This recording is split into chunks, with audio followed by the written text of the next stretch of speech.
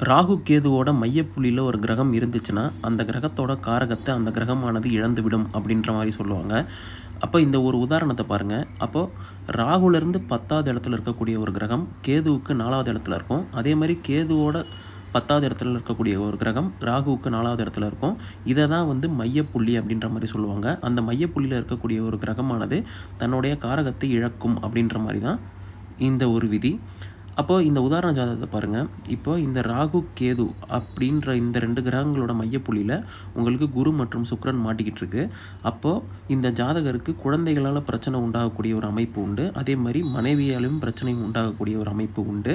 இதில என்ன ஒரு சின்ன விதிவிலக்கு அப்படின்னு பார்த்தீங்கன்னா, இந்த ராகுவுக்கும் மையப்புள்ளியில இருக்கக்கூடிய கிரகத்துக்கும் அந்த டிகிரி இடைவேளை வந்து 3 டிகிரிக்கு மேல இருந்துச்சுன்னா, கண்டிப்பா பாதிப்புகள் குறைவு.